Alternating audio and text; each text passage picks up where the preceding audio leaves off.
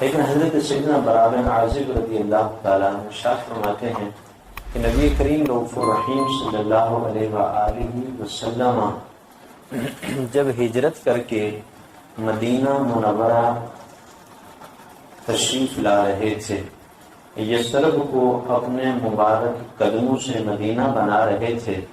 تو اس وقت اہل مدینہ کا جو جوش جذبہ عقیدت اور محبت تھی، آمد رسول کی ان کی جو خوشیاں تھی، جو جشن منا رہے تھے، وہ قابل دید تھا، وہ قابل دید تھا۔ نہ بچے اپنے آپ کو سنبھال پا رہے تھے خوشی سے، نہ جوان اپنے آپ کو سنبھال پا رہے تھے، اور بوڑھوں کا تو پتہ بھی نہیں چل رہا تھا کہ یہ عمر کے لحاظ سے بوڑھے ہیں کہ جوان ہیں۔ اتنا خوشی تھی، اتنا خوشی تھی، یہاں تک کہ مدینہ طیبہ کی خواتین بھی اپنے گھروں کی چھتوں پر آ گئی،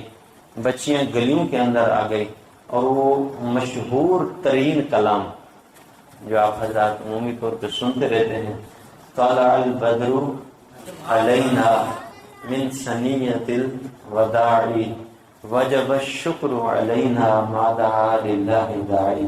کہتے ہیں یہ ان کی زبانوں پر تھا۔ بس میں زیادہ لمبی بات نہیں کرنا چاہتا، ہم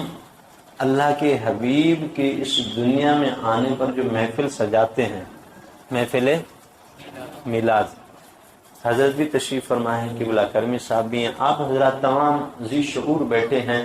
ہم محفل میلاد کو فرض کہتے ہیں، واجب کہتے ہیں؟ نہ فرض کہتے ہیں، نہ واجب کہتے ہیں، نہ اس کے حکم کو مؤکد کہتے ہیں کہ یہ سنت کا درجہ ہے لیکن یہ تاکیدی ہے، کچھ بھی نہیں کہتے۔ ہم کہتے ہیں کہ یہ ذکر رسول کرنا مستحب ہے، جس کے دل کو بھائے من چاہے تو کر لے، کسی پہ زور زبردستی نہیں ہے، مجبور کر کے کسی سے ہم ذکر رسول نہیں کروانا چاہتے، نہ سننا چاہتے ہیں، نہ ہی سنوانا چاہتے ہیں۔ لیکن مدینہ والوں کی آواز تو دیکھو، وہ کیا کہتے ہیں کہ ہمیں یہ ماہ رسالت نصیب ہو رہے ہیں، آمنہ کا چاند مدینہ میں آ رہا ہے، وجب الشکر علینا،